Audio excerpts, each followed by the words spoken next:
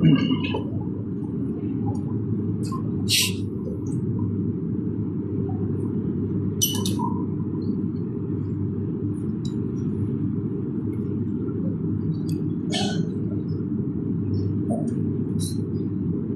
الحمد لله نحمده ونستعينه ونستغفره ونعوذ بالله من شرور أنفسنا ومن سيئات أعمالنا من يهده الله فلا مضل له ومن يضلل فلا هادي له وأشهد أن لا إله إلا الله وأشهد أن محمدا عبده ورسوله صلى الله عليه وعلى آله وصحبه ومن استنى بسنته إلى يوم الدين. قال الله سبحانه وتعالى بعد أعوذ بالله من الشيطان الرجيم يا أيها الذين آمنوا اتقوا الله حق تقاته ولا تموتن إلا وأنتم مسلمون. وقال سبحانه يا أيها الناس اتقوا ربكم الذي خلقكم من نفس واحدة وخلق منها زوجها وبث منهما رجالا كثيرا ونساء واتقوا الله الذي تساءلون به والأرحام إن الله كان عليكم رقيبا. وقال سبحانه وتعالى يا أيها الذين آمنوا اتقوا الله وقولوا قولا سديدا يصلح لكم أعمالكم ويغفر لكم ذنوبكم ومن يطع الله ورسوله فقد فاز فوزا عظيما. أما بعد فإن خير الحديث كتاب الله وخير الهدي هدي محمد صلى الله عليه وسلم وشر الأمور محدثاتها وكل محدثة بدعة وكل بدعة ضلالة وكل ضلالة في النار. أما بعد الحمد لله الذي هدانا لهذا وما كنا لنهتدي لولا أن هدانا الله. الحمد لله الذي خلقنا ورزقنا ولم يتركنا هملا بل أرسل إلينا رسولا صلى الله عليه وعلى آله وصحبه ومن تبعهم بإحسان إلى يوم الدين. اللهم اجعلنا منهم آمين يا رب العالمين. আলহামদুলিল্লাহ, আল্লাহ সুবহানাহু ওয়া তাআলার দরবারে অসংখ্য প্রশংসা যে মহান রব আরেকটি জুমাবার আল্লাহর মসজিদে আমাদেরকে একত্রিত করেছেন, জুমার খুতবা শুনতে আসার তৌফিক দিয়েছেন। আমরা অন্তঃস্থল থেকে বলি আলহামদুলিল্লাহ। সুম্মা উসিকুম ওয়া নাফসি বিতাকওয়াল্লাহি সুবহানাহু ওয়া তাআলা। অতঃপর আমি আমার নিজেকে সহ আপনাদেরকে আল্লাহ সুবহানাহু ওয়া তাআলার তাকওয়া অবলম্বন করার জন্য ওসিয়ত করছি। ফাইন্নাত তাকওয়া হিয়া সাবাবুন নাজাহ ওয়া সাবাবুর রিজক। কেননা তাকওয়া হচ্ছে মুক্তির একটা পথ, তাকওয়া হচ্ছে রিজিক প্রাপ্তির একটা মাধ্যম। কামা ক্বালা আল্লাহু সুবহানাহু ওয়া তাআলা, যেভাবে আল্লাহ সুবহানাহু ওয়া তাআলা বলেছেন ওয়া মান ইয়াত্তাকিল্লাহা ইয়াজআল লাহু মাখরাজা ওয়া ইয়ারযুকুহু মিন হাইথু লা ইয়াহতাসিব। যে ব্যক্তি তাকওয়া অবলম্বন করবে, আল্লাহ সুবহানাহু ওয়া তাআলা আপাত দৃষ্টিতে বন্ধ এমন জায়গা থেকেও তাকে উত্তরণের একটা পথ বের করে দেবেন, বের হওয়ার একটা পথ আল্লাহ করে দেবেন, এবং তাকে এমন জায়গা থেকে রিজিক দিবেন হাইথু লা ইয়াহতাসিব, যেটা সে চিন্তাও করেনি, কল্পনাও করেনি, এমন জায়গা থেকে তাকে রিজিক দিবেন। আল্লাহ সুবহানাহু ওয়া তাআলা আমাদেরকে তাকওয়া বান্দাদের অন্তর্ভুক্ত করুন, আমিন। তাকওয়া কি জিনিস? তাকওয়া আল্লাহ সম্পর্কে সচেতন হয়ে যাও। আল্লাহ আমাকে দেখছেন, আল্লাহ আমাকে শুনতে পাচ্ছেন, আল্লাহ আমার সম্পর্কে সকল বিষয়াদি সম্পর্কে আল্লাহ কি করবেন? আমার হিসেব গ্রহণ করবেন। এই বিষয়ে সচেতন থাকার নাম হচ্ছে তাকওয়া। ওয়ালিহাযা ক্বালা আলী ইবনে আবি তালিব রাদিয়াল্লাহু আনহু, এজন্য আলী ইবনে আবু তালিব রাদিয়াল্লাহু তাআলা আনহু, আলী ইবনে আবি তালিব রাদিয়াল্লাহু তাআলা আনহু তিনি বলছেন, আলী রাদিয়াল্লাহু তাআলা আনহু বলছেন আত-তাকওয়া হিয়া আল-খাউফ মিনাল জালিল। তাকওয়া হচ্ছে আল্লাহকে ভয় করা, প্রথম গুণ। ওয়াল আমালু বিত-তানজিল, আল্লাহ যা নাজিল করেছেন তার উপর আমল করা। 3 ওয়া রিদা বিল কলিল, অল্পে সন্তুষ্ট থাকা, আল্লাহ যা আমার জন্য নির্ধারণ করেছেন সেই নির্ধারণের উপরে সন্তুষ্ট থাকা। 4 ওয়াল ইস্তিআদাদ লিয়াউমির রাহিম, এবং পরবর্তী যে আমার জার্নি আছে, অর্থাৎ আখিরাতের যে আমার পর্যায়গুলো আছে সেটার জন্য প্রস্তুতি গ্রহণ করা। এই 4টা গুণ অর্জন করতে পারলে একজন ব্যক্তি আসলে সঠিক অর্থে তাকওয়া হবে। ধরুন আল্লাহ সুবহানাহু ওয়া তাআলার একটি নাম হচ্ছে আল বাসীর। আল্লাহর নাম কি? আল বাসীর। আল বাসীর শব্দের অর্থ কি? যিনি সর্বদ্রষ্টা, অল সিইং, যিনি সবকিছু কি করতে পারেন? দেখতে পারেন। দেখেন, আমিও দেখি, আল্লাহ আমাকে চোখ দিয়েছেন দেখার জন্য, কিন্তু আমরা কি বলি? ওয়ালাম ইয়াকুল লাহু কুফুয়ান আহাদ, তার সমতুল্য আর কোনো কিছু নাই, তার উদাহরণ দেওয়ার মতো, তার তুলনা করার মতো আর কোনো কেউ নাই। এই জন্য আমরা বলি কুল হুয়াল্লাহু আহাদ, বলুন আল্লাহ এক এবং অদ্বিতীয়। তার মানে কি Allah is unique, there is nothing comparable with Allah সুবহানাহু ওয়া তাআলা। এমন কোনো কিছু নাই যেটাকে কম্পেয়ার করা যায় আল্লাহর সাথে। যেমন আপনার কিছু লিমিটেশন আছে, কিন্তু আল্লাহর কোনো কি নেই, লিমিট নাই। যেমন আপনি দেয়ালের ওপারে কি আছে আপনি দেখতে পারেন না, একটু অন্ধকার হয়ে গেলে আপনি দেখতে পারেন না, কিন্তু যিনি আল বাসির তিনি কি দেখতে পান কিনা? এমনকি অন্ধকার ঘুটঘুটে কালো রাতে যদি কালো একটা পাথরের উপর একটা কালো পিঁপড়া যদি হেঁটে যায়, সেটাও জানেন কে? আল্লাহ সুবহানাহু ওয়া তাআলা, তিনি দেখতে পান। একটি হাদিসে রাসূলুল্লাহ সাল্লাল্লাহু আলাইহি ওয়াসাল্লাম বলেছেন, ইন্না লিল্লাহি 99 ইসমান, নিশ্চয় আল্লাহর রয়েছে 99টি নাম। মান আহসাহা দাখালাল জান্নাহ, যে এগুলোর মুখস্থ করলো, হেফাজত করলো, সে জান্নাতে প্রবেশ করবে। দেখুন, একজন বান্দা হিসেবে আমার আপনার প্রথম কাজ ছিল আল্লাহ সম্পর্কে জ্ঞান অর্জন করা, আল্লাহকে এটা চেনা, এবং আল্লাহকে চেনানোর জন্যই আল্লাহ সুবহানাহু ওয়া তাআলা কাকে পাঠিয়েছেন বলেন তো? রাসূলুল্লাহ সাল্লাল্লাহু আলাইহি ওয়াসাল্লাম।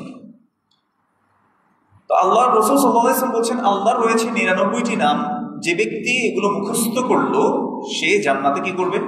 প্রবেশ করবে। এখন তার মানে কি এটা আপনি এখন আজকে একটা নাম শিখলেন, আল বাসির মানে কি? যিনি সর্বদ্রষ্টা, যিনি সকল কিছু দেখেন। আল্লাহর আরেকটা নাম হচ্ছে আস-সামি', যিনি সকল কিছু শুনেন, সকল কিছু যিনি শুনতে পান। কিন্তু আমার দেখা আল্লাহর দেখার মতো না, আমার শুনতে পাওয়া আল্লাহর শুনতে পাওয়ার মতো। আমার কি লিমিটেশন? আমার সাথে একসাথে যদি 2 জন বা 3 জনও কথা বলে, আমি তাদেরকে ফুল কি করতে পারি না, কনসেন্ট্রেশন দিতে পারি না, মনোযোগ দিতে পারি না। কিন্তু আল্লাহর কি আমার কোনো সমস্যা হয় কিনা? তাহলে আল্লাহ, আমি হচ্ছি, আমার লিমিটেশন আছে, কিন্তু আল্লাহর কোনো কি নাই। ইভেন যদি প্রত্যেকটা মানুষ পৃথিবীর প্রত্যেকটা জায়গা থেকে একসাথেও আল্লাহর কাছে যায়, আল্লাহ তাদের কাউকে শুনতে কি হয় না, কোনো সমস্যা হয়।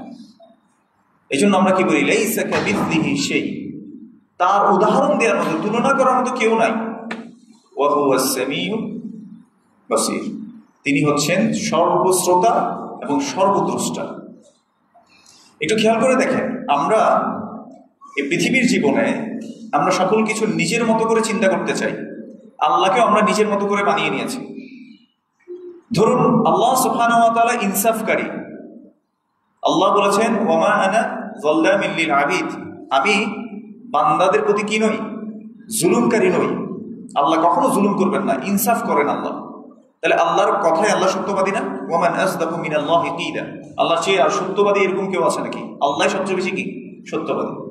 কিন্তু আমাদের সমাজে আমরা কি করি, আমরা আল্লাহকে আমরা পৃথিবীর মানুষের সাথে কি করে ফেলি, তুলনা করে ফেলি। যে দেখেন, প্রধানমন্ত্রীর কাছে যেতে হলে কি করতে হয়? আগে আপনাকে কি ধরতে হবে? মন্ত্রীকে ধরতে হবে। মন্ত্রী তারপর আপনাকে কি করবে? প্রধানমন্ত্রীর কাছে নিয়ে যাবে। এসব কথা আমরা শুনি নাই মনে হয়, শুনেছি? আচ্ছা, তো বলে যে আগে মন্ত্রীকে ধরতে হবে, মন্ত্রী আমাদেরকে আস্তে আস্তে কোথায় নিয়ে যাবে? প্রধানমন্ত্রীর কাছে নিয়ে যাবে।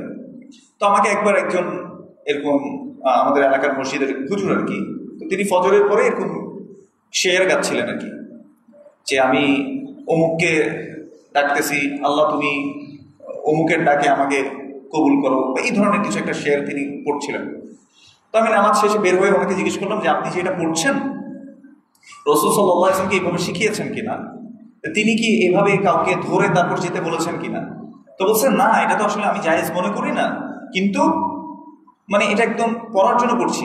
তো কিছুক্ষণ পরে তিনি আবার বললেন যে দেখো, প্রধানমন্ত্রীর কাছে যেতে হলে কাকে ধরতে হয়? আগে মন্ত্রীকে ধরতে হয়। মন্ত্রী আমাদেরকে কি করে? প্রধানমন্ত্রীর কাছে নিয়ে যায়। তো আমি কিছুক্ষণ শুনলাম, ওনার কথাবার্তা শুনলাম। শোনার পরে আমি তাকে প্রশ্ন করলাম, আচ্ছা এই মুহূর্তে প্রধানমন্ত্রী, প্রথম প্রশ্ন, প্রধানমন্ত্রী কি আমাকে দেখতে পাচ্ছেন? দেখতে পাচ্ছেন কিনা? আনসার কি না। আচ্ছা, এই মুহূর্তে প্রধানমন্ত্রী আমি আপনি যা বলছি এটা কি শুনতে পাচ্ছেন কিনা? এবার একটু আল্লাহর সাথে যে আপনি তুলনা করলেন, যে আল্লাহকে যাওয়ার জন্য, আল্লাহর কাছে যাওয়ার জন্য কি ধরতে হয়?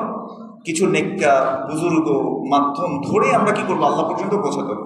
এবার আমার প্রথম প্রশ্ন, আল্লাহকে আমাকে দেখতে পাচ্ছেন? আল্লাহকে আমাকে শুনতে পান? এই মুহূর্তে শুনতে পাচ্ছেন? তাহলে কার সাথে কার তুলনা করছি আমি? বুঝতে পেরেছেন এবার কথাটা?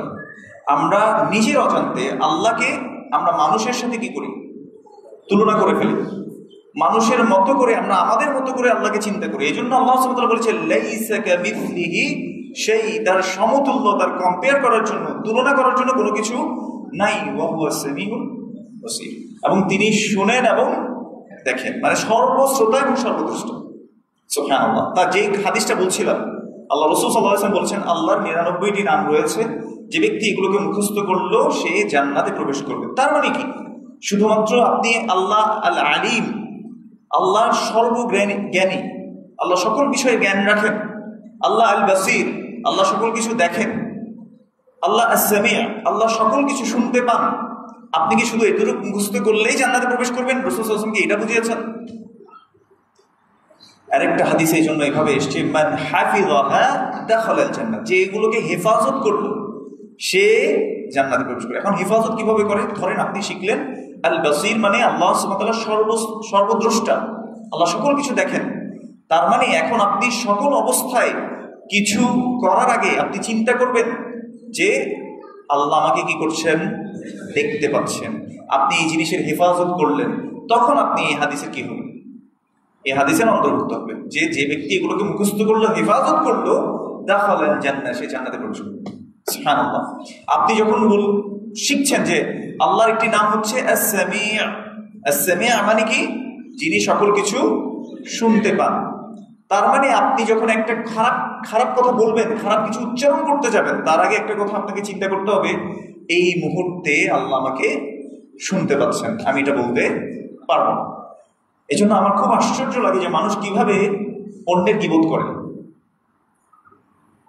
একটা জিনিস খেয়াল করে দেখেন, আজকে আমরা এখন ইয়ং জেনারেশন অনেকেই আছি, আপনাদের সবার কাছে একটা ফোন আছে, রিলস আপনারা সবাই দেখেন, ইনস্টাগ্রাম ইউজ করেন, ইউটিউব ইউজ করেন, আরো অনেকগুলো সাইটেও আপনারা যান। আমার চেয়ে আপনারা আরো ভালো বুঝবেন। আনতুম আ'লামু মিন্নি, আমার চেয়ে আপনারা বেশি ভালো জানেন। আপনারা যাওয়ার সময় দেখেন, যে মানুষটা মোবাইলের মধ্যে খারাপ জিনিস দেখছে, তার বাবা যদি তার সামনে দাঁড়ানো থাকে, ওই অবস্থায় বলেন তো ওই ব্যক্তিটা এই খারাপ সিনারিটা, দৃশ্যটা সে অবলোকন করবে কিনা? করবে? কেন করবে না বলেন তো? বাবার সম্মানার্থ।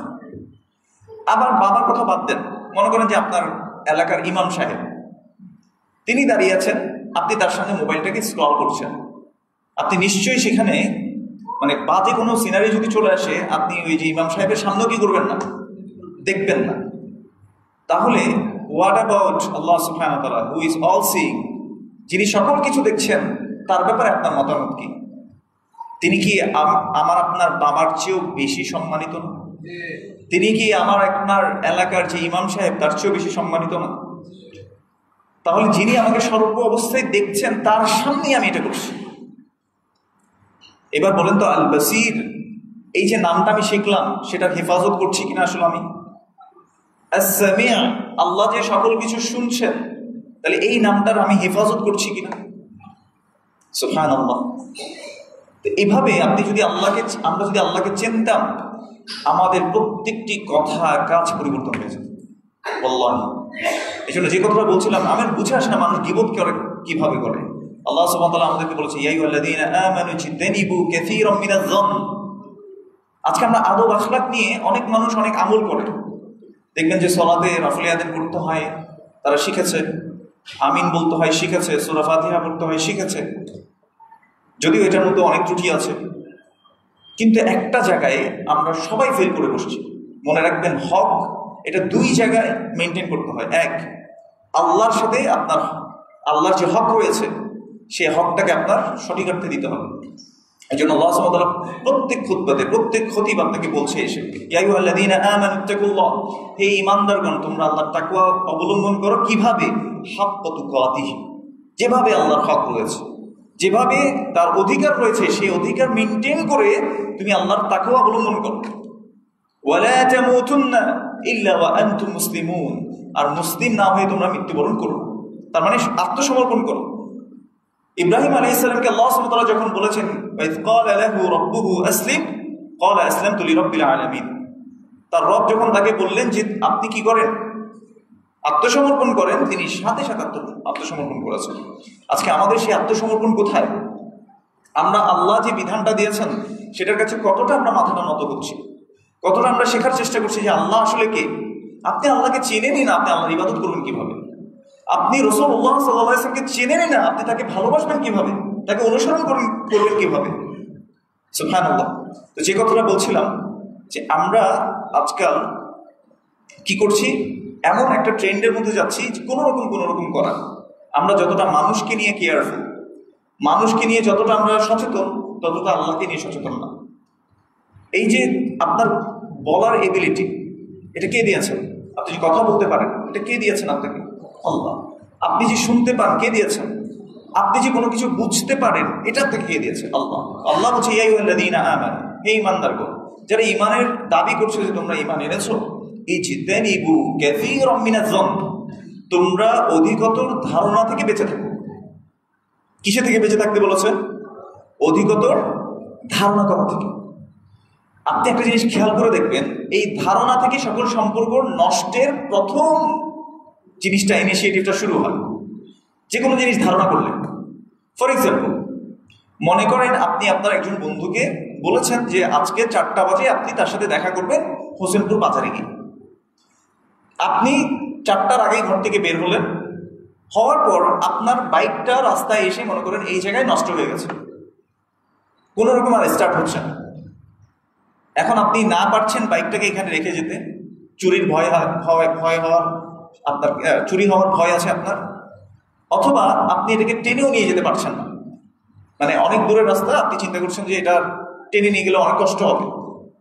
এখন আপনি চেষ্টা করছেন এটা কোনোভাবে নিজে নিজে ঠিক করা যায় কিনা। এই করতে করতে মনে করেন যে 4:30 বেজে গেল। আর ওদিকে দাঁড়িয়ে আপনার বন্ধু হয়তো ভাবছে যে এই তো কথা দিয়ে কথা রাখে না,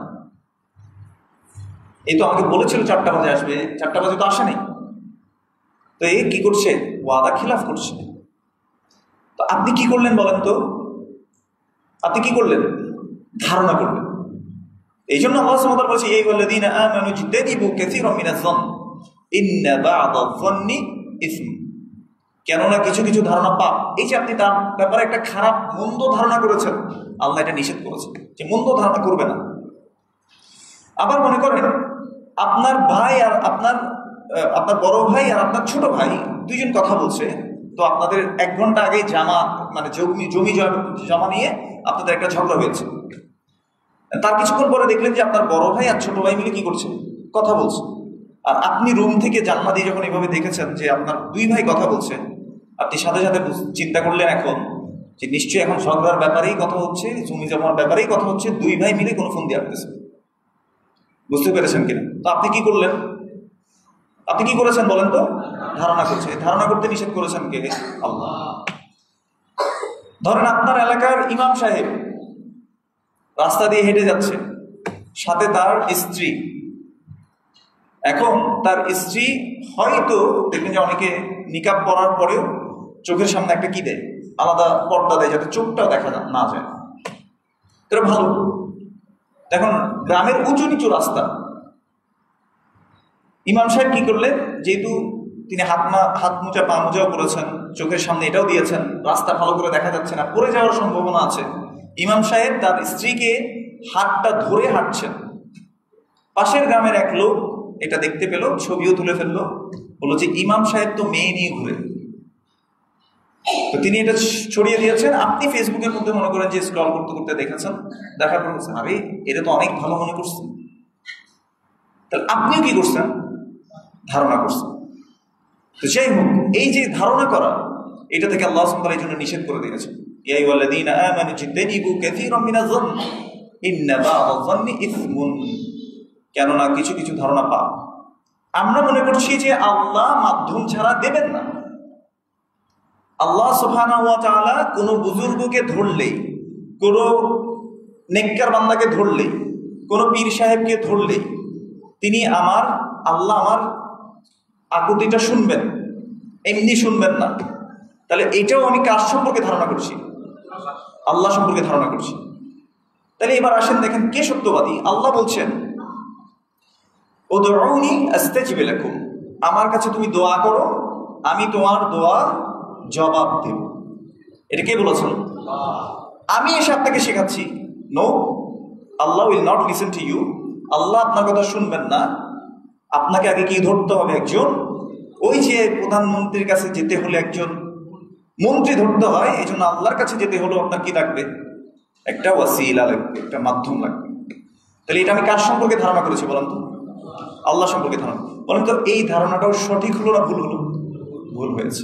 এই জন্য আল্লাহ বলেছে যে ইন্না বা'দা যন্নি ইসমুন, কেননা কিছু কিছু ধারণা হচ্ছে পাপ। এই জন্য আল্লাহ সম্পর্কে ধারণা করা যায় না। আল্লাহ কোরআনুল কারীমে তার নিজ সত্তা সম্পর্কে যতটুকু বলেছেন এটি হচ্ছে আল্লাহর আসল পরিচয়।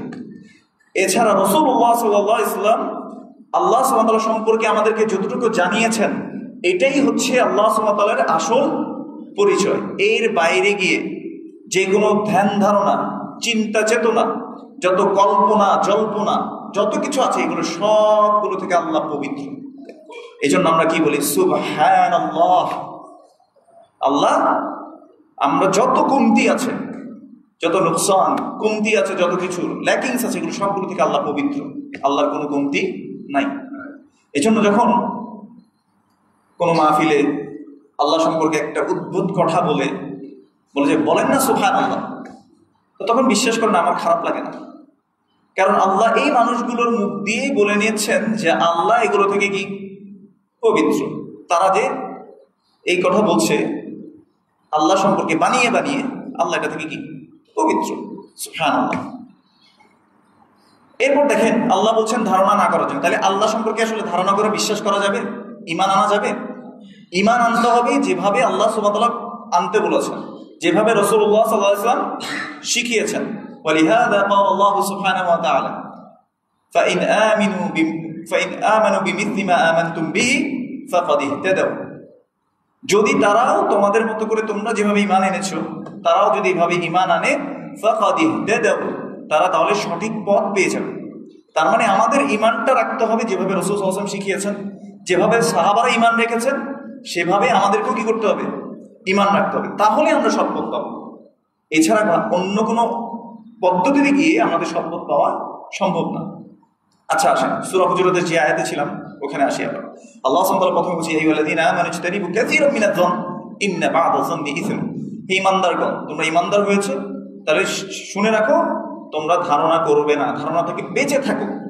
কেননা কিছু কিছু ধারণা কি পাপ। যেমন এই যে আল্লাহ সম্পর্কে একটা ধারণা করলেন, তাহলে এটা কি হবে? পাপ হবে। এবার আরেকটা ধারণা বলি আপনাকে। আল্লাহ যে ধারণা করতে নিষেধ করেছেন, আমরা রাসূলুল্লাহ সাল্লাল্লাহু আলাইহি ওয়াসাল্লামকে নিয়ে ধারণা করি। আমরা মনে করি যে আমরা যদি বাজারে গিয়ে বড় করে ডায়লগ মারি, ফিদাকা আবি ওয়া উম্মি ইয়া রাসূলুল্লাহ, আপনার জন্য আমার মা বাবা কুরবান হয়ে যাক ইয়া রাসূলুল্লাহ, এটা যদি চিৎকার করে বলি, মনে করেন যে আমি আপনার এলাকায় বড় একটা হুজুর আসছি, আমি বললাম যে আপনারা যদি বাজারে গিয়ে কথা বলে চিৎকার করেন অনেক নেকি হবে। এবার আমি আপনাকে একটা হাদিসও দিলাম, রাসূলুল্লাহ সাল্লাল্লাহু আলাইহি ওয়াসাল্লাম বলেছেন লা ইউমিনু আহাদুকুম হাত্তা আকুনা আহাব্বা ইলাইহি মিন ওয়ালিদিহি ওয়া ওয়ালিদিহি ওয়ান নাসি আজমাইন। তোমাদের কেউ ততক্ষণ পর্যন্ত ঈমানদার হতে পারবে না যতক্ষণ না আমি তোমাদের কাছে তোমাদের মা বাবা, তোমাদের সন্তান সন্ততি, পৃথিবীতে যত মানুষ আছে সবার চেয়ে যদি আমি তোমাদের কাছে প্রিয় না হই ততক্ষণ পর্যন্ত তোমরা ঈমানদার হতে পারবে না। এখন এই হাদিস সত্য, অবশ্যই রাসূল সাল্লাল্লাহু আলাইহি ওয়াসাল্লামকে আমাদেরকে ভালোবাসতে হবে। পৃথিবীতে যত মানুষ আছে নিজের সন্তান সন্ততি, নিজের মা বাবা সবার চেয়ে বেশি ভালোবাসতে হবে রাসূল সাল্লাল্লাহু আলাইহি ওয়াসাল্লাম। এখন আমি এই হাদিসটা দিয়ে যদি আমি আপনাকে বলি যে হোসেনপুর বাজারে গিয়ে আপনি কি করবেন? ফিদাকা আবি ওয়া উম্মি ইয়া রাসূলুল্লাহ বলে চিৎকার করবেন, সবাইকে চিৎকার করে জানিয়ে দিবেন যে আপনি আল্লাহ রাসূল সাল্লাল্লাহু আলাইহি ওয়াসাল্লামকে ভালোবাসেন। তাহলে রাসূল সাল্লাল্লাহু আলাইহি ওয়াসাল্লাম খুশি হয়ে যাবে, আল্লাহ খুশি হয়ে যাবে। আপনার শুনতে ভালো শোনায়, এই কথাটা শুনতে ভালো শোনাচ্ছে যে আসলেই তো ভালোবাসার জন্য কি এইটুকু করতে পারবো না রাসূল সাল্লাল্লাহু আলাইহি ওয়াসাল্লামকে ভালোবাসার জন্য? কিন্তু আসলেই খুশি হবে কিনা এটা কি আমি জানি? যদি তিনি খুশি হতেন এই কাজটা করলে, তাহলে তিনি সবার আগে এটা কি করতেন? আমাদেরকে শিখিয়ে যেতেন যে তোমরা এইভাবে ডাকলে আমি খুশি হব, আর আমি খুশি হলে আল্লাহ খুশি হবে, অতএব তোমরা এটা করো। তিনি বলে যেতেন না? যেমন রাসূলুল্লাহ সাল্লাল্লাহু আলাইহি ওয়াসাল্লামকে এক ব্যক্তি এসে জিজ্ঞেস করলেন, ইয়া রাসূলুল্লাহ আইয়ুল আমালি আফদল, কোন আমল সবচেয়ে উত্তম? তিনি বলেছেন ইতআম তাআম, মানুষকে খাবার খাওয়ানো, এটা সবচেয়ে উত্তম আমল। আরেকজন এসে জিজ্ঞেস করছে, ইয়া রাসূলুল্লাহ, কোন আমল সবচেয়ে উত্তম আল্লাহর কাছে?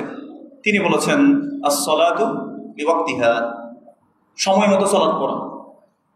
তাহলে আরেকজনকে আরেকটা বলেছেন। তাহলে যেসব কাজ উত্তম তিনি নিজে বলে গেছেন, শিখিয়ে গেছেন। এমনকি রাসূলুল্লাহ সাল্লাল্লাহু আলাইহি ওয়াসাল্লাম বলেছেন যে মা তারাকতু শাইআন ইউকাররিবুকুম ইলাল জান্নাহ ইল্লা ওয়া ক্বাদ আমারতুকুম বিহি, ও কামা ক্বালা আলাইহিস সালাতু ওয়াসসালাম। সুনান বাহীকের মধ্যে এই হাদিসটা এসেছে এবং হাদিসটাকে হাসান বলেছেন ইমাম নাসিরউদ্দিন আলবানী রাহিমাহুল্লাহ। তিনি বলেছেন, আমি এমন কিছু ছেড়ে যাইনি যেটা তোমাকে জান্নাতের কাছাকাছি নিয়ে যাবে, অথচ আমি আদেশ করি নাই এমন কোনো কিছু আমি ছেড়ে যাইনি। তার মানে রাসূলুল্লাহ সাল্লাল্লাহু আলাইহি ওয়াসাল্লাম সবকিছু জানিয়ে গেছেন যেটা করলে আমি জান্নাতে চলে যেতে পারবো। এবং তিনি বলেছেন ওয়া মা তারাকতু শাইআন ইউকাররিবুকুম ইলান নার ইল্লা ওয়া ক্বাদ নাহাইতুকুম আনহু, ও কামা ক্বালা আলাইহিস সালাতু ওয়াসসালাম।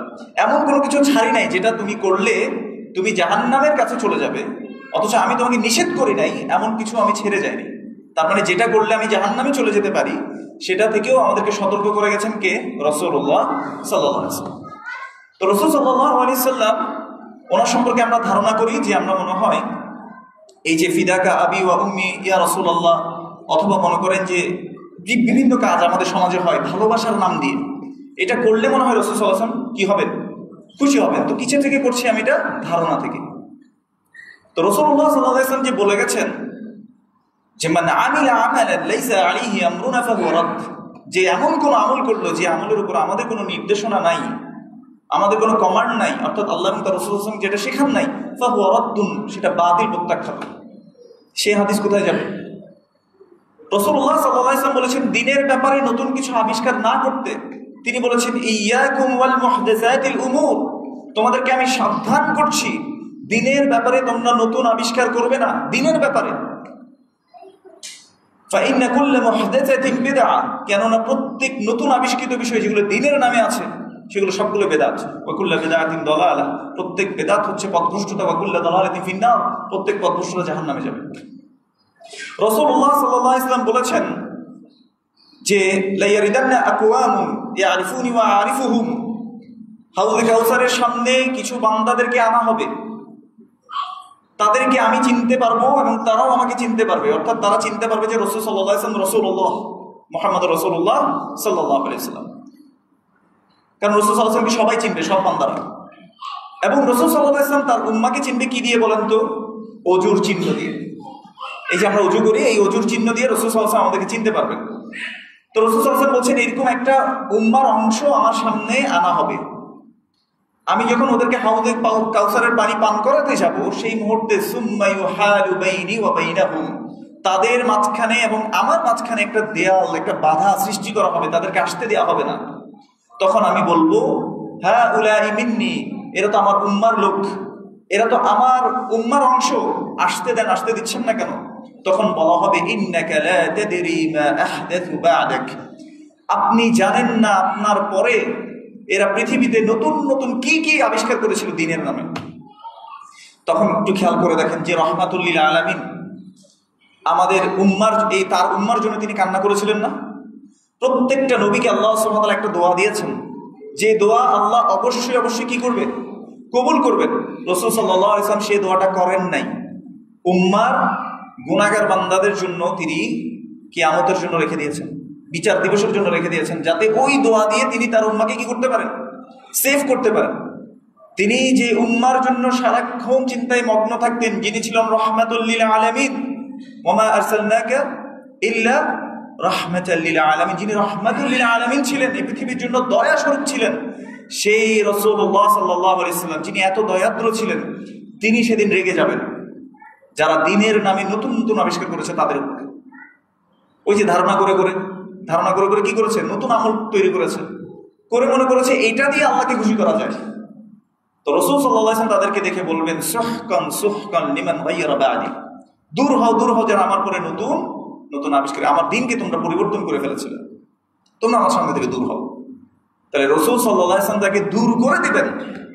সে যতই বলো কি ইয়া রাসূলুল্লাহ আপনাকে ভালোবেসেই তো আমি এটা করছিলাম, রাসূল সাল্লাল্লাহু আলাইহি ওয়াসাল্লাম কি তাদেরকে গ্রহণ করবেন আসলে? বা এটা বলারও সুযোগ থাকবে তাদের? থাকবে না। সুবহানাল্লাহ। এই জন্য ধারণা দিয়ে ইবাদত করাও যায় না। ইবাদত করতে হবে রাসূলুল্লাহ সাল্লাল্লাহু আলাইহি ওয়াসাল্লাম যেভাবে শিখিয়েছেন। বুঝতে পেরেছেন? ইয়া আইয়ুহাল্লাযীনা আমানু ইজতানিবু কাসীরাম মিনায-যন্নি ইন্না বা'দায-যন্নি ইসম। এরপর আমরা আরেকটা জিনিস করি, ওয়ালা তাজাসসু। আল্লাহ সুবহানাহু ওয়া তাআলা বলেছেন যে তোমরা একে অন্যের খুঁটিয়ে খুঁটিয়ে দোষ বের করবে না। রাসূল সাল্লাল্লাহু আলাইহি ওয়াসাল্লাম এজন্য বলেছেন, মান সাতারা মুসলিমান সাতারাহুল্লাহু লাহু ইয়াওমাল কিয়ামাহ। কেউ যদি কোনো মুসলিমের দোষকে গোপন করে, তাহলে আল্লাহ কিয়ামতের দিন তার দোষকে গোপন করবে। আমরা তো গোপন করি। এখন কি মনে হয় আপনাদের? কারো একটা দোষ পেলে সাথে সাথে স্ট্যাটাস থেকে শুরু করে ফোন করে বলে, জানোস কি হয়েছিল আজকে, শুনছস, এই নিউজটা পাইছস। মানে একজন একজনকে আমরা কি করতে থাকি, শোনাইতে থাকি। ওয়ালা তাজাসসু। এরপর আল্লাহ সুবহানাহু ওয়া তাআলা বলেছেন, ওয়ালা ইয়াগতাব বা'দুকুম বা'দা। তোমরা একে অন্যের গীবত করবে না। গীবত কি জিনিস? রাসূল সাল্লাল্লাহু আলাইহি ওয়াসাল্লামকে যখন জিজ্ঞেস করা হয়েছিল, তিনি বলেছেন, যিকরুকা আখাকা বিমা ইয়াকরাহু। তোমার ভাইয়ের এমন কিছু উল্লেখ করা যা সে অপছন্দ করে। সেটা হতে পারে যে তার নাকটা একটু বাঁকা। আপনি তার অনুপস্থিতিতে কি বলেছেন যে হ্যাঁ তার নাকটা একটু বিয়া, আপনারা এরকমই তো বলেন না? অথবা বললেন যে ওদের মেয়েটা কালো। এরকম করে আপনি বদনাম করছেন তার অনুপস্থিতিতে। অথবা বললেন অমুক ছেলে একটু ল্যাঙ্গা। কথা সত্য, তাহলে গীবত হচ্ছে সত্য কথা কারো অনুপস্থিতিতে বলা। বুঝতে পেরেছেন? এটা কে বলেছেন? রাসূলুল্লাহ সাল্লাল্লাহু আলাইহি ওয়াসাল্লাম। এখন রাসূল সাল্লাল্লাহু আলাইহি ওয়াসাল্লামকে এসে জিজ্ঞেস করছে, ইয়া রাসূলুল্লাহ, ইন কানা ফি আখি মা আকুল। আমি যা বলেছি সেটা যদি আমার ভাইয়ের মধ্যে সত্যি থাকে তাইলে কি হবে? তখন রাসূল সাল্লাল্লাহু আলাইহি ওয়াসাল্লাম বলেছেন, ইন কানা ফিহি মা তাকুল ফাকাদ ইকতাবতা। যদি তা তুমি যা বলেছো, উল্লেখ করেছো, সেটা যদি তার মধ্যে সত্যিই থেকে থাকে, তুমি অবশ্যই গীবত করলে। তার মানে সত্য কথাই হচ্ছে কি গীবত। আমরা আরো কি বলি, পিছন দিকে বলি যে আরে হাতের সামনে কইতে পারবো, বলে না কি বলে না? বলছে ওর সামনে আমি বলতে পারবো, ওকে নিয়ে আসো, আমি ওকে ওর সামনেও বলতে পারবো। এইভাবে করে আমরা গীবত করি। কিন্তু গীবতটার ডেফিনিশনে হচ্ছে সত্য কথা বলা, কারো অনুপস্থিতিতে কি করা? সত্য কথা বলা। তো আল্লাহ বলছেন যে ওয়ালা ইয়াগতাব বা'দুকুম বা'দা, তোমরা একে অন্যের গীবত করবে না। এখন দেখেন, আমরা যখন গীবত করি, আমরা অবচেতন মনে নিজেকে উত্তম ভাবা শুরু করি। নিজেকে কি মনে করি? আমি ওর থেকে better, I am better than হিম। এই প্রথম ক্যারেক্টারিস্টিক্সটা নিয়েছিল শয়তান। আল্লাহ সুবহানাহু ওয়া তাআলা যখন আদম আলাইহিস সালামকে সিজদা করতে বললেন, সকল মালায়েকা সহ শয়তানকে বলেছেন সিজদা করার জন্য, সে বলছে যে আমি সিজদা করব না। তো সে লজিক কি দিয়েছে, যুক্তি দিয়েছে কি, যে আনা খায়রুম মিনহু, আমি তার চেয়েও কি উত্তম।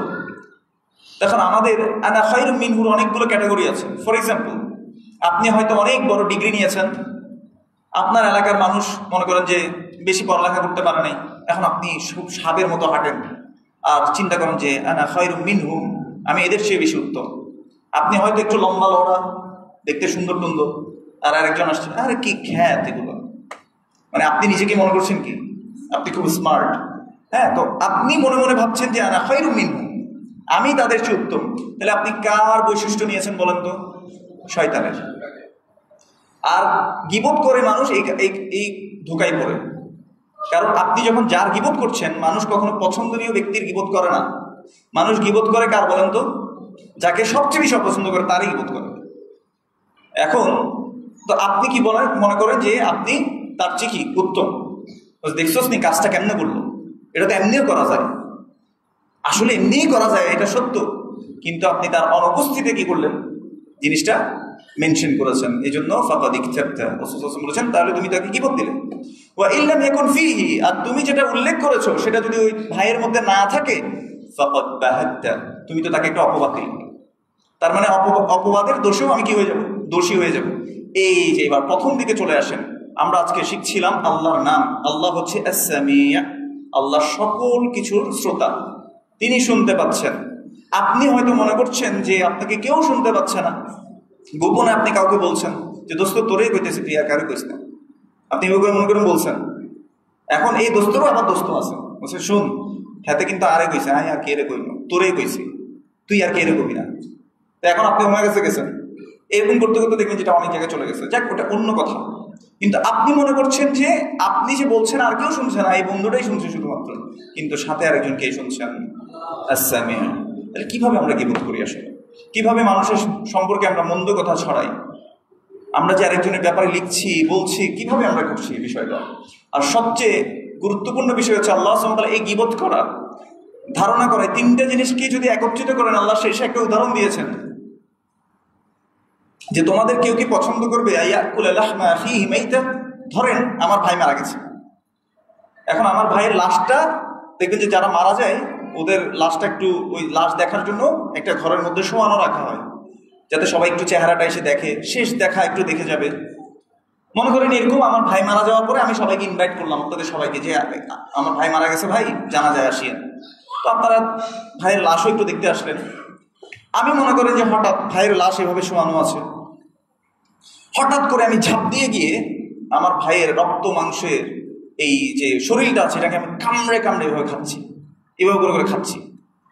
একবার হাত নিলাম, কামড় দিলাম, রক্ত পড়ছে, এভাবে রক্ত পড়ছে। আপনি এই দৃশ্য সহ্য করতে পারবেন?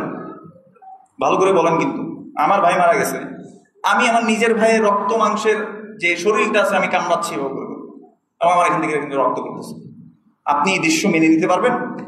তো আল্লাহ এই দৃশ্যের তুলনা করেছেন গীবতের সাথে, যে তোমরা কি ভালোবাসবে আইয়াকুলা লাহমা আখিহি মাইতা? তোমাদের ভাইয়ের গোশত খাওয়া তোমরা কি পছন্দ করবে? এই যে আমরা পছন্দ করছি না, আমরা কি বলবো যে না না না আমরা তো পছন্দ করি না?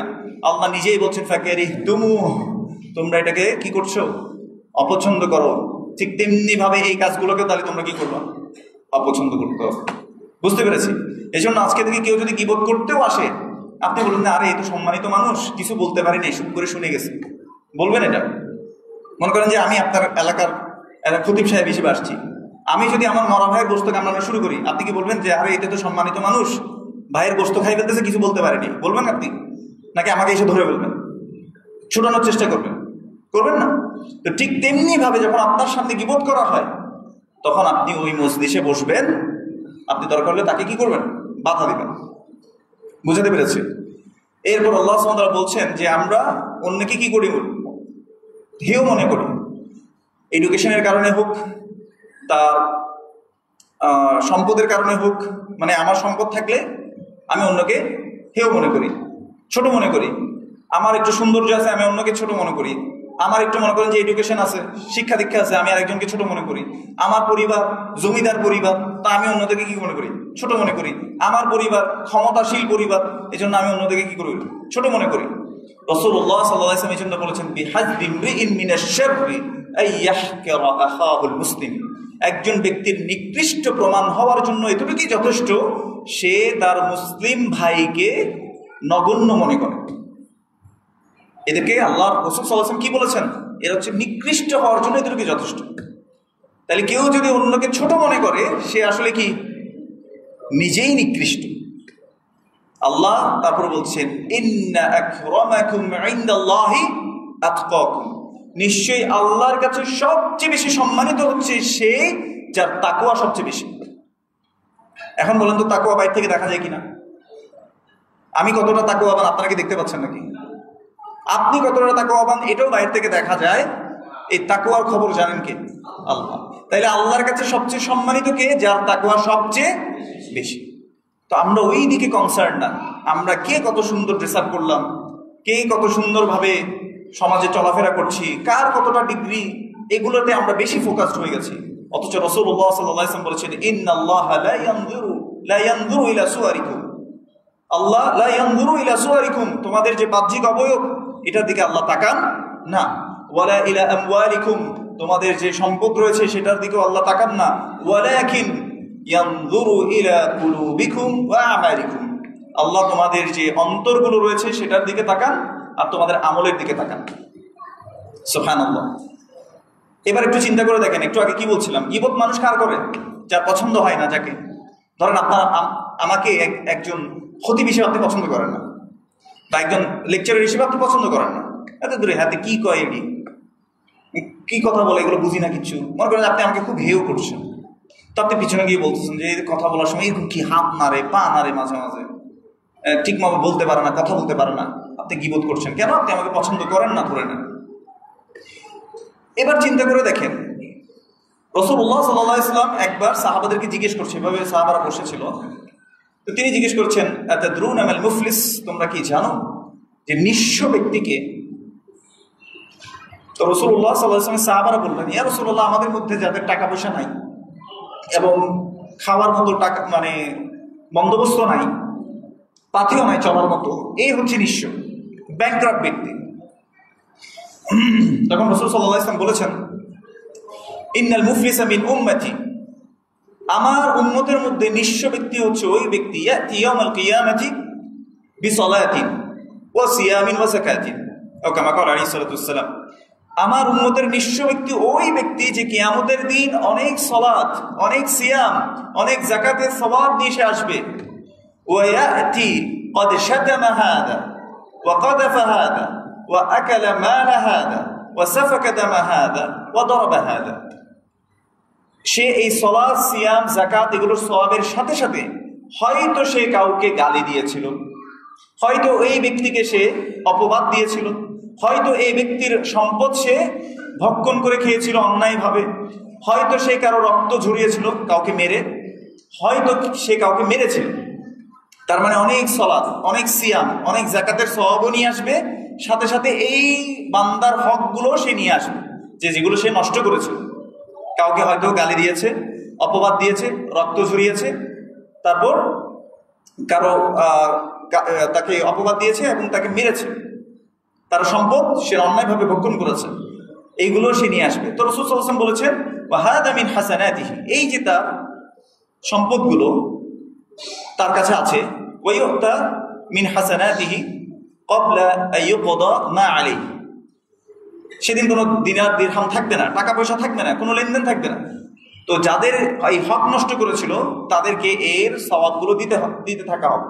যাকে সে গালি দিয়েছে ওকে দিয়ে দিবে, যাকে সে অপবাদ দিয়েছিল তাকে তার সওয়াবগুলো দিয়ে দিবে, যাকে সে রক্ত ঝরিয়েছিল তার সওয়াবগুলো দিয়ে দেওয়া হবে, যাকে সে অন্যায়ভাবে ধরেন মেরেছিল তাকে সম্পদ দিয়ে দেবে, মানে তার হাসানাতগুলো, নেকির কাজগুলো দিয়ে দেওয়া হবে। এরকম করতে করতে করতে রাসূল সাল্লাল্লাহু আলাইহি ওয়াসাল্লাম বলেছে, ফা ইন ফানিয়াত হাসানাতু, তার যখন ক্বাবলা আইয়ুকদা মা আলাইহি, তার যখন এই হাসানাতগুলো, নেক কাজগুলো যখন সব শেষ হয়ে যাবে, তখন এই যে উখিদা মিন খাতায়াহুম ফাতুরিহা আলাইহি, তাদের সবার গুনাহগুলো নেওয়া হবে, গুনাহগুলো নিয়ে ফাতুরিহা আলাইহি, ওই ব্যক্তির উপর ছুঁড়ে ফেলা হবে যে তার হকগুলো নষ্ট করছে। সুম্মা তুরিহা ফিন্নার, এরপর তাকে জাহান্নামে নিক্ষেপ করা হবে। ইয়া সালাম, সে অনেক সালাতের সওয়াব নিয়ে আসছে, সে অনেক সিয়ামের সওয়াব নিয়ে আসছে, সে অনেক যাকাতের সওয়াব নিয়ে আসছে। সালাত পড়তে কষ্ট আছে নাকি নাই? ফজরের সালাত মানে আপনার আরামের ঘুমকে আপনি ভেঙে আপনি আল্লাহর জন্য আসলেন, কষ্ট আছে নাকি নেই? আপনি তারাবির সময় লম্বা সময় আপনি দাঁড়িয়ে থাকেন, কষ্ট আছে নাকি নেই? সিয়াম, আপনি সারাটা দিন না খেয়ে আছেন, কার সন্তুষ্টির জন্য? আল্লাহ সন্তুষ্টির জন্য। এত কষ্টের সিয়াম, রোজা রাখা, সে রোজা রাখার সওয়াব, এবং আপনার যাকাত, কষ্টের অর্জিত টাকা, আপনি যেটা ইনকাম করেছেন সেই ইনকাম থেকে আপনি 2.5% আপনি যাকাত হিসেবে দিয়ে দিচ্ছেন, কষ্টের টাকা। এতগুলো সওয়াব নিয়ে এসেও কিয়ামতের দিন আপনি কি করবেন? এগুলো সব হারিয়ে ফেলবেন অন্যের হকটা নষ্ট করার জন্য। বুঝতে পারছি আমরা কথা? তাইলে বলেন তো, এর চেয়ে বড় নিঃস্ব আর আছে? এ তো নিঃস্ব, এর কিচ্ছু নাই আর। এই জন্য মনে রাখবেন, অন্যের জন্য আমরা যদি কোনোভাবেই আখেরাত নিজেরটা না হারাই, আমরা অধিকাংশ সময় অন্যের জন্য নিজের আখেরাতকে নষ্ট করি। আপনি দেখেন, ভালো সাজার জন্য মিথ্যা কথা বলেন অন্যের নামে, তাই না? অন্যকে অপবাদ দেন নিজে ভালো হওয়ার জন্য মানুষের কাছে, তো এটা তো হয়ে গেলেন আপনি, কিন্তু আপনি আলটিমেটলি কি নষ্ট করছেন? আপনার আখেরাতের যে পর্যায়ে আছে, আখেরাতের যে বিচার আছে, আল্লাহ যে আপনার হিসেব দিবেন, সেটাকে আমি নষ্ট করে দিচ্ছি অন্য একটা ব্যক্তির জন্য। আমি একটা ব্যক্তিকে পছন্দ মনে করি, আপনি আমাকে পছন্দ করেন না, আপনি আমাকে পছন্দ না করে আপনি গীবত করছেন, আপনি আমার জন্য আপনার আখিরাতকে হারাচ্ছেন। কারণ ওই কিয়ামতের দিন আমি আপনার সব কি করব? নিয়ে নিই। এই জন্য মনে রাখবেন ভাই, রাসূলুল্লাহ সাল্লাল্লাহু আলাইহি ওয়াসাল্লাম এই জন্য বলেছেন যে কেউ যদি সত্যিকার অর্থে ঈমান আনে, যদি সত্যিকার আমরা ঈমান আনতাম, তাহলে তার জন্য করণীয় হচ্ছে যে সে যখন ফালিয়াকুল খায়রান আও লিয়াসমুত, মান কানা ইউমিনু বিল্লাহি ওয়াল ইয়াউমিল আখির, কেউ যদি আল্লাহ এবং আখিরাতে বিশ্বাস করে সেজন্য ভালো কথা বলে, নয়তো দ্বিতীয় অপশন কি? চুপ থাকে। থার্ড কোনো অপশন নাই। আমার মনে হয় এরকম হয়, এই যে ধারণা করা, করবেন না। রাসূলুল্লাহ সাল্লাল্লাহু আলাইহি ওয়াসাল্লাম বলেছেন, ইয়াকুম ওয়ায-যন ফাইন্না আয-যন্না আকযাবুল হাদিস। তোমাদেরকে আমি সাবধান করছি ধারণা করা থেকে। ধারণা হচ্ছে সবচেয়ে বড় মিথ্যা। ধরেন দুই ভাই মিলে এমনি কথা বলতেছে, আপনি ধারণা করে বসলেন এরা মনে হয় কোনো ফোন দিয়ে আটতেছে, তাহলে আপনার ধারণাটা কি হয়ে গেল? মিথ্যা হলো, এবং এটা গুনাহ হলো। রাসূল সাল্লাল্লাহু আলাইহি ওয়াসাল্লাম এই জন্য বলেছেন ফাইন্না আয-যন্না আকযাবুল হাদিস, ধারণা হচ্ছে সবচেয়ে বড় মিথ্যা। এই জন্য ধারণা করবো না। রাসূলুল্লাহ সাল্লাল্লাহু আলাইহি ওয়াসাল্লামকে আল্লাহ সুবহানাহু ওয়া তাআলা আয়াত নাযিল করে বলেছেন যে ইন্না আয-যন্না লা ইউগনি মিনাল হাক্কি শাইআ, নিশ্চয়ই ধারণা সত্য থেকে কিছুই দিতে পারে না, কিছুই দিতে পারে না। এজন্য ধারণা করবো না, এটা থেকে বেঁচে থাকবো। আল্লাহ যে আস-সামি', এটা মাথায় রাখবো। আল্লাহ আল-বাসীর, এটা মাথায় রাখবো। এবং ইবাদত কিভাবে করবো, আল্লাহ সুবহানাহু ওয়া তাআলা যেভাবে আমাদেরকে শিখিয়েছেন, আল্লাহর পরিচয় যেভাবে জানিয়েছেন কোরআনুল কারীমে, সেভাবেই আমি জানবো। ধারণা করে আল্লাহকে চেনার চেষ্টা করবো না। রাসূলুল্লাহ সাল্লাল্লাহু আলাইহি ওয়াসাল্লামকে ভালোবাসার দাবি কি? কি কি কাজ করলে আসলেই ভালোবাসার বহিঃপ্রকাশ হয়, সেই কাজগুলো আমরা করবো। এর বাইরে গিয়ে কোনো কাজ বানিয়ে বানিয়ে করবো না। কেন? কারণ আমি সত্যিকার অর্থে রাসূল সাল্লাল্লাহু আলাইহি ওয়াসাল্লামকে ভালোবাসি।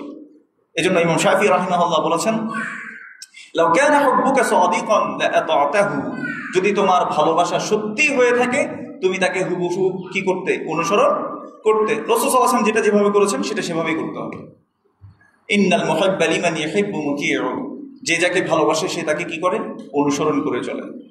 মান আতা'a রাসূলা ফাকাদ আতা'a আল্লাহ, যে ব্যক্তি আল্লাহ রাসূল সাল্লাল্লাহু আলাইহি ওয়াসাল্লামকে মেনে চললো, সে মূলত কাকে অনুসরণ করলো? আল্লাহকে অনুসরণ করলো। ওয়া মান ইউতি'র রাসূলা ফাকাদ আতা'a আল্লাহ, যে ব্যক্তি রাসূল সাল্লাল্লাহু আলাইহি ওয়াসাল্লামের অনুসরণ করে সে মূলত আল্লাহরই অনুসরণ করে। রাসূল সাল্লাল্লাহু আলাইহি ওয়াসাল্লামকে অনুসরণ করতে হবে, রাসূল সাল্লাল্লাহু আলাইহি ওয়াসাল্লাম যেভাবে শিখিয়েছেন, এটাই হচ্ছে ভালোবাসা। এর বাইরে গিয়ে ভালোবাসা নাই। এর ভালোবাসা যদি আপনি করতে গিয়ে এমন কিছু কিছু বানিয়ে বানিয়ে ধারণা করে করে করেন, তাহলে আপনি এই আয়াতের কি করলেন? আসলে বিপরীত আমল করলেন। আল্লাহ বলেছেন, ইয়া আইয়ুহাল্লাযীনা আমানু ইজতানিবু কাসীরাম মিনায-যন্ন, তোমরা অধিকতর ধারণা করিও না। ইন্না বা'দায-যন্নি ইসম, কেননা কিছু কিছু ধারণা, এগুলো কি পাপ। আপনি রাসূল সাল্লাল্লাহু আলাইহি ওয়াসাল্লাম সম্পর্কে এমন একটা জিনিস ধারণা করে আছেন কিন্তু সেটা সত্য না, তাহলে এটা আপনার কি হবে? গুনাহ হবে। বুঝাতে পেরেছি? এজন্য আসেন আমরা সত্যিকার অর্থে আল্লাহকে চেনার চেষ্টা করি। আমরা অন্যের হক যাতে নষ্ট না হয় আমার দ্বারা, আমি যাতে মানুষের জন্য উপকারী হই, এজন্য অল্প আমল করেন। প্রতিদিন অল্প আমল করি, সেটাই আমার জন্য যথেষ্ট হয়ে যাবে। রাসূলুল্লাহ সাল্লাল্লাহু আলাইহি ওয়াসাল্লাম বলেছেন, এজন্য আহাব্বুল আমালি ইলাল্লাহি আদওয়ামুহা ওয়া ইন কাল্লা, আল্লাহর কাছে প্রিয় আমল হচ্ছে ওই আমল যেটা প্রতিনিয়ত করা হয়, যদিও সেটা পরিমাণে কি হয়? অল্প হয়। অল্প আমল করি কিন্তু সেটা একনিষ্ঠভাবে কার জন্য করবো? আল্লাহর জন্য করবো। এই একনিষ্ঠতা, ইখলাস, এটাকে যাতে আমরা মেনটেন করে চলি। আল্লাহ সুবহানাহু ওয়া তাআলা যে হক রয়েছে সেই হকের ব্যাপারে যাতে আমরা সচেতন হই, আমরা যাতে কোনোভাবে আল্লাহর হককে আমরা কি না করি? নষ্ট না করি।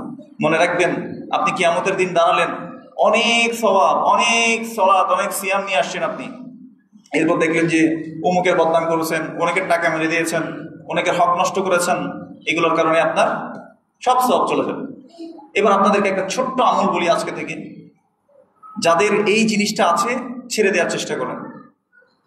সিগারেট নাম শুনেছেন? বিড়ি নাম শুনেছেন? ভালো না? এটা তো স্বাস্থ্যের জন্য খুবই ভালো, উপকারী। কি মনে হয় আপনাদের? সিগারেট খেলে কয়েকটা অপকারিতা আছে।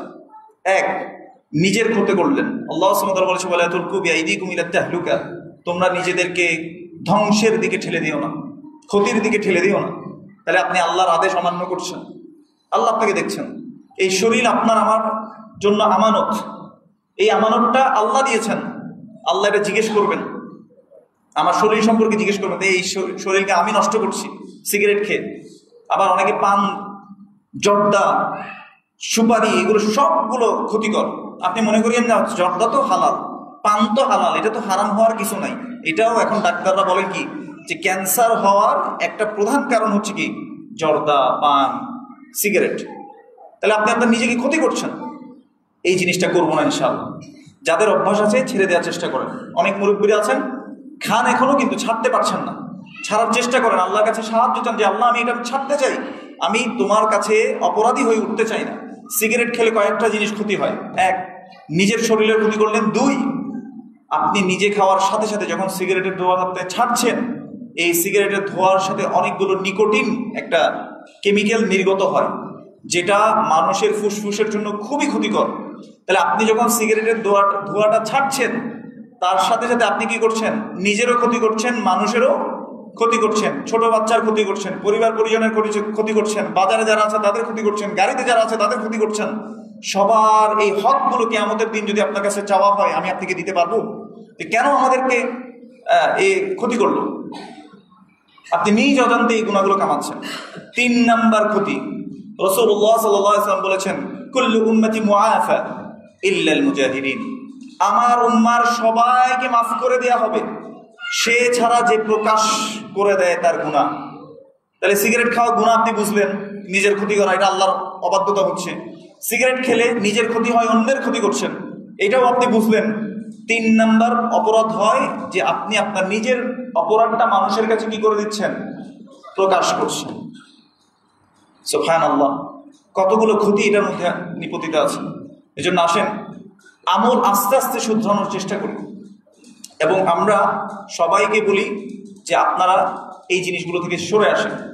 অন্যের হক আমরা নষ্ট করবো না। আজকে দেখেন, ক্ষমতার জন্য একজন একজনকে মারছে না? এটা শুধু বাংলাদেশের কথা বলছি না, পৃথিবীর সব জায়গায় দেখবেন ক্ষমতার জন্য মারামারি, নিচে বড় হওয়ার জন্য মারামারি, নিজের দলকে উপরে রাখার জন্য মারামারি। তাহলে এই জিনিসগুলো কি খুব সওয়াবের কাজ? খুব বেশি নেকির কাজ হচ্ছে না। আপনি আল্লাহর পথে থাকতে পারাটাই হচ্ছে আপনার জীবনের সাফল্য, এর বাইরে গিয়ে আর কোনো সাফল্য নাই। এই জন্য আসেন অন্যের হকগুলো যাতে আমরা নষ্ট না করি। বিশেষ করে মা বোনদেরকে বলবো, মা বোনরা যখন পর্দাহীন অবস্থায় চলেন, আপনি জানেন যে জিনিসটা পর্দা করাটা আপনার জন্য ফরজ, কিন্তু আপনি যখন বেরিয়ে যাচ্ছেন ঘর থেকে, কতজন আপনার দ্বারা চোখের গুণাতে কি হচ্ছেন? চোখের গুণা তারা সংগঠিত করছেন আপনার কারণে। You are the main reason for their sins. এই জন্য একটু আল্লাহকে ভয় করি যে আল্লাহ তো আমার হিসেব নেবেন। এই সৌন্দর্য কে দিয়েছেন? স্কিন কালার কে দিয়েছেন? আল্লাহ দিয়েছেন। তাহলে আমি আল্লাহর জন্য এটাকে প্রোটেক্ট করবো। আল্লাহ যেভাবে বলেছেন আমি এভাবেই এটাকে রাখবো, এর বাইরে গিয়ে আমি এটাকে শো অফ করবো না। আমি মানুষের কাছে একটু সুন্দর হতে গিয়ে, স্মার্ট হতে গিয়ে আমি নিজের গুণাকে আমি প্রকাশ করে দেবো না। আল্লাহ সুবহানাহু ওয়া তাআলা যা বললেন আমাকে আমল করার তৌফিক দান করুন, এবং আপনাদেরকে আমল করার তৌফিক দান করুন। আকুলু ক্বালি হাযা ওয়াস্তাগফিরুল্লাহ লি ওয়া লাকুম ওয়া লিসাইরিল মুসলিমিন ফাস্তাগফিরুহু ইন্নাহু হুয়াত তাওয়াবুর রাহিম।